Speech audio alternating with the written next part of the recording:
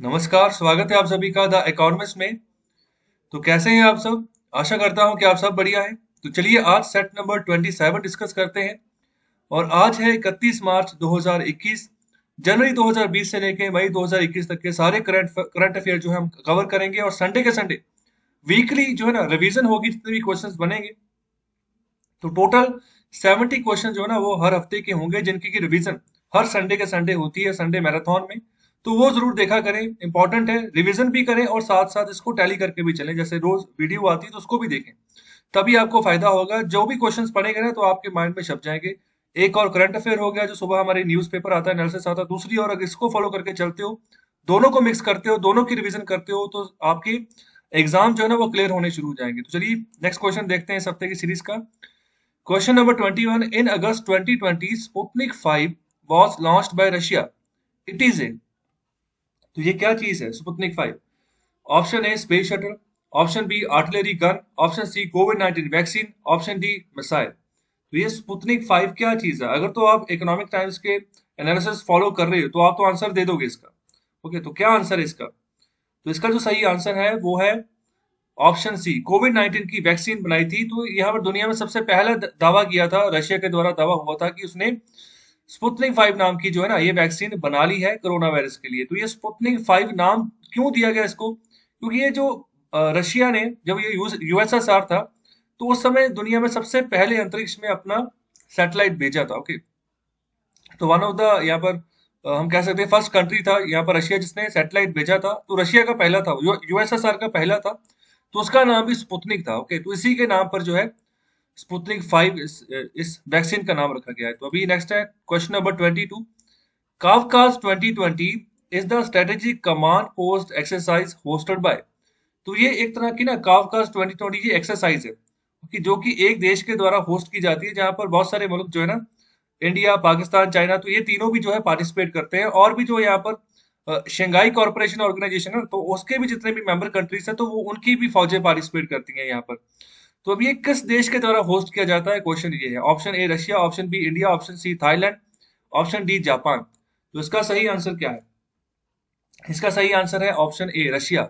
Okay, तो जो Crimea वाला रीजन है ना, जिसको कि हाल ही में रशिया ने हथियाया था, उस क्रीमिया वाले रीजन के बिल्कुल पास में ही यहाँ पर ये काफकास नाम का जो बंदरगाह है ना वो पड़ती है यहाँ पर। और इसी के आसपास जो है इस बार की 2020 में जो एक्सरसाइज की गई है।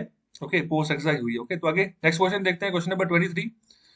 लोया जिग्रा is a highly respected centuries old consultative body that has been convened at times of national crisis or to settle national issues. It is a mass national gathering that brings together representatives from the various ethnic, religious and tribal communities in। तो देखो, एक लोया जिगरा नाम से ना एक यहाँ पर बहुत बड़े पैमाने पर नेशनल गैदरिंग होती है, जिसमें हर एक पैमाने का जो एथनिक ग्रुप होता है, किसी देश का रिलीजियस ग्रुप होता है, ट्राइबल कम्युनिटी, तो वो यहाँ पर पार्टिसिपेट करती है। तो यहाँ पर होता क्या है, यहाँ पर कोई नेशनल इंटरेस्ट का मुद्दा जो होता है ना, इशू जो होता है, उसको डिस्कस किया जाता है आपस में बैठकर। ओके, और इसका जो निर्णय निकलता है, जो फैसला निकलता है, जरूरी नहीं है कि वो बाइंडिंग हो, कि उसको लागू करना ही करना है, लेकिन फिर भी ये सेंचुरीज ओल्ड जो है ना प्रैक्टिस की जाती है। तो जिसको हम ऐसी असेंबली को यहाँ पर नाम दिया गया है लोया जिगरा। तो आपने ये बताना है कि ये कहाँ पर पाई जाती है, कहाँ पर ऐसी असेंबली होती है लोया जिगरा नाम की। Option A Saudi Arabia, option B Afghanistan, option C Iran, option D Uzbekistan. तो ये सही आंसर जो है इस क्वेश्चन का है वो ऑप्शन बी है, अफगानिस्तान। तो ये क्यों बुलाई गई? तो उसका इसको बुलाने का रीजन था कि जो तालिबान के जो लड़ाके हैं, तालिबान के जो फाइटर्स हैं, ओके, तो वो 400 के करीब पकड़े हुए थे। तो अभी उनकी रिहाई रिहाई के बारे में यहाँ पर बात कर रहे हैं, क्योंकि उनके द्वारा बहुत ही यहाँ पर जो संगीन जुर्म है वो किए गए। लेकिन फिर भी यहाँ पर रिहाई के बारे में बात है, चर्चा है, जिसके रिगार्डिंग जो है यहाँ पर ये असेंबली बुलाई गई थी। ओके, और आगे है question number 24। KV Kamath committee, an expert committee under the chairmanship of veteran banker KV Kamath was constituted by। तो ऐसे क्वेश्चंस पूछे जाने के चांसेस काफी ज्यादा होते हैं। तो आपको ये बताना है कि केवी कामत कमेटी किसके द्वारा बनाई गई, किसके द्वारा कॉन्स्टिट्यूट की गई है। Option A ministry of finance, option B ministry of commerce and industries, option C ministry of corporate affairs, option D reserve bank of India. तो किसके द्वारा ये केवी कामत कमेटी अपॉइंट की गई है, बनाई गई है? तो सही आंसर बताएं इसका। तो इसको बनाया क्यों गया? पहले क्वेश्चन तो ये है, इसको क्यों बनाया गया केवी कामत कमेटी को, किस पर्पस के लिए बनाया गया? तो यहाँ पर देखो, कोविड-19 पैंडेमिक के इफेक्ट के चलते जो यहाँ पर स्ट्रेस लोन है, मतलब जिन जिन कारोबारियों के पास जहाँ लोन के ऊपर जो स्ट्रेस है, कहने का मतलब वो किस्तें नहीं दे पा रहे हैं, तो इस कैटेगरी में क्या सॉल्यूशंस निकाले जाएं, तो अभी इसके रिगार्डिंग जो है केवी कामत कमेटी बनाई गई है। तो इसको किसने कॉन्स्टिट्यूट किया? इसको कॉन्स्टिट्यूट किया है रिजर्व बैंक ऑफ इंडिया। और अभी गवर्नर कौन है आरबीआई के? तो अभी जो गवर्नर है उनका नाम है शक्तिकांता दास। आगे क्वेश्चन नंबर 25, सुरक्षा is for collection of real-time information and also for managing the conflicts on a real-time basis. It is the, तो ये सुरक्षा जो है ना, ये क्या चीज है जो कि मतलब रियल टाइम बेसिस पे इंफॉर्मेशन कलेक्ट करती है, और यहाँ पर जो कन्फ्लिक्ट जो झगड़ा हो सकता है ना, तो उसको भी मैनेज करती है रियल टाइम बेसिस। तो रियल टाइम कहने का मतलब कि जो मतलब आपका मौजूदा समय ना, तो उसी के समय के दौरान जो है जो एक्टिविटी कर ली जाए। ओके, तो यहाँ पर रियल टाइम बेसिस हम वहां पर वर्ड यूज करके चलते हैं। तो ये भी किसके द्वारा जो है ना ये होता है, तो आपको ये बताना है। Okay, option A national portal on human elephant conflict. Okay, option B national portal on human tiger conflict. Option C national portal on human snakes conflict. Option D national portal on human rhinoceros conflict. Rhinoceros जिनको हम गैंडे बोलते हैं। Okay, तो अभी आपको यही बताना है कि ये जो सुरक्षा है, तो ये किन के बारे में रियल टाइम इंफॉर्मेशन इकट्ठी करती है, जिससे कि पता चल जाए कि ये ह्यूमन और इस जानवर में आपस में भिड़ंत ना हो जाए। ओके, तो अगर भिड़ंत हो जाए तो यहाँ पर फिर उन कॉन्फ्लिक्ट्स को मैनेज भी करती है कि उसी समय यहाँ पर जो है एक्शन करती है। ओके, तो इस तरीके से यहाँ पर सुरक्षा जो है यहाँ पर एक इंफॉर्मेशन पोर्टल है। तो ये अभी आपको यही बताना है कि किन के दरमियान में, किन दो यहाँ पर ह्यूमन और या एनिमल के बीच में कन्फ्लिक्ट होगा जहां पर ये काम करेगी। तो इसका आंसर बताएं।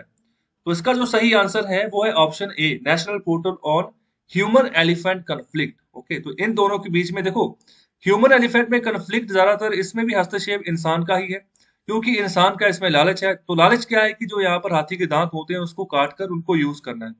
ओके, तो इसको हम यहाँ पर इसकी इवोरी मार्केट इसका नाम देते हैं। जब हाथी के दांत जहाँ पर बिकते हैं ना, इवोरी मार्केट बोलते हैं। चाइना ने इसको पूरी तरीके से बैन कर दिया है, क्योंकि इनसे हाथियों की गिनती लगातार कम हो रही थी। लोग जानबूझकर हाथियों को मार देते थे, फिर उनके दांत तोड़कर उनको मार्केट में बेचते थे। तो अभी इस मार्केट के ऊपर ही पाबंदी लगा दी चाइना ने। तो भारत भी इसी तरीके से कंट्रोल करके चल रहा है, ओके, इवोरी मार्केट को। आगे है question number 26, prime minister Narendra Modi recently launched गंदगी मुक्त Bharat, a week long campaign for स्वच्छता फ्रॉम। तो अभी प्रधानमंत्री जी के द्वारा हाल ही में गंदगी मुक्त भारत जो है ना, इसके रिगार्डिंग एक हफ्ते की एक कैंपेन चलाई गई है स्वच्छता के रिगार्डिंग। तो ये कब से चली है? तो ये एक हफ्ता कब से है? ऑप्शन ए 9 टू 15 अगस्त, ऑप्शन बी 8 टू 14 अगस्त, ऑप्शन सी 7 टू 13 अगस्त एंड ऑप्शन डी 6 टू 12 अगस्त। तो आपको सही आंसर बताना है। तो देखो, इसका जो सही आंसर है ना, वो है 9 टू 15 अगस्त। तो अप टू 15 अगस्त जो है ना, यहाँ पर ये जो है कैंपेन यहाँ पर चलाई गई है भारत सरकार के द्वारा अगस्त के महीने में। तो याद रखें, गंदगी मुक्त भारत। आगे है क्वेश्चन नंबर 27, परिवार पहचान पत्र। Okay, has been recently launch by. तो परिवार पहचान पत्र किनके द्वारा, कौन सी सरकार के द्वारा लॉन्च किया गया है? Option A Punjab government, option B Delhi government, option C Haryana government, option D Rajasthan government. तो सही आंसर बताना है। तो परिवार पहचान पत्र जैसे राशन कार्ड होते हैं ना, राशन कार्ड में जैसे परिवार के मुखिया की इंफॉर्मेशन रहती है, कि फिर उनके बच्चों की रहती है, उनकी जो यहाँ पर पत्नी होती है उनकी रहती है, बिल्कुल इसी तरीके से ये परिवार पहचान पत्र है। तो यहाँ पर जो परिवार का जो सबसे बड़ा होगा तो उसको सबसे पहले लिखा जाएगा, उसके बाद जैसे आयु कम होगी उस तरीके से यहाँ पर लिस्ट बनेगी प्रॉपर। यहाँ पर लिखा जाएगा कि आपस में सम्मत रहेगा, ओके, हर एक यहाँ पर मेंबर करके मेंबर का। और साथ ही साथ इसमें ऐसा किया गया है कि अगर कोई लड़की शादी कर कर दूसरे घर में चली जाती है ना, ओके, तो वहां वहां उस केस में क्या होगा कि उस परिवार पहचान पत्र में उनका नाम डिलीट कर दिया जाएगा, और जहां पर शादी करके वो पहुंची है तो वहां पर उनके परिवार में उनको ऐड कर दिया जाएगा। तो उस तरीके से यहाँ पर इस ये भी जो है सुविधा दी गई है। तो ये यहाँ पर जिसके पास परिवार पहचान पत्र होगा, तो जो भी सेंट्रल गवर्नमेंट और स्टेट गवर्नमेंट्स की जो अलग अलग स्कीम्स होंगी उनका वो बेनिफिट उठा पाएंगे। ओके, तो ये किसने लॉन्च किया है? इसको लॉन्च किया है हरियाणा गवर्नमेंट ने। ओके, तो हरियाणा गवर्नमेंट जो है ना, वो सही आंसर है, परिवार पहचान पत्र नाम याद रखें। आगे है question number 28, Beirut. Beirut is the capital and the largest city of. Okay, तो ये किसकी कैपिटल है और किस देश का सबसे बड़ा शहर है? तो इसके रिगार्डिंग में आपको मैं हिंट दे देता हूँ कि अभी हाल ही में कुछ महीने पहले एक इंसिडेंट हुआ था, जहां पर 2700 टन से ज्यादा यहाँ पर ना एक यहाँ पर विस्फोट हुआ था एक केमिकल का एक देश में। ओके, तो जिसके चलते काफी नुकसान हो गया, काफी लोगों की मौत हो गई। ओके, तो ये उसी देश की राजधानी है। तो आप इन ऑप्शंस में से उस देश का नाम पढ़ें और जानने की कोशिश करें। बहुत सारे वीडियोस इसके रिगार्डिंग वायरल हुए थे जब इतने बड़े पैमाने पर ब्लास्ट हुआ था। मतलब उस केमिकल को उसको अच्छे तरीके से वो स्टोर नहीं कर पाए अपने वेयर हाउस में, उसको केयरफुली रख ही नहीं पाए, जिसके चलते ब्लास्ट हो गया। Option A Egypt, option B Israel, option C Jordan, option D Lebanon. तो सही आंसर क्या है इसका? इसका सही आंसर है ऑप्शन डी लेबनान। तो बीरेट जो है वो लेबनान की कैपिटल है और लेबनान का सबसे बड़ा शहर है। आगे है question number 29। The Pokkali variety of rice, तो ये चावल की ही एक वैरायटी है। Are organically grown and famed for its peculiar taste and its high protein. It is the variety of. तो ये पोकली वैरायटी है राइस की जिसकी अपनी एक पहचान है, अपना एक टेस्ट है, अपनी एक यहाँ पर प्रोटीन रिच यहाँ पर ये कंटेंट है। तो ऑर्गेनिकली इसको ग्राउंड किया जाता है। ऑर्गेनिक कहने का मतलब यहाँ पर कोई केमिकल फर्टिलाइजर वगैरह पेस्टिसाइड वगैरह नहीं डाला जाता है, तो ऑर्गेनिकली इसको ग्रो किया जाता है। तो ये कहाँ से है, ये वैरायटी कहाँ की है?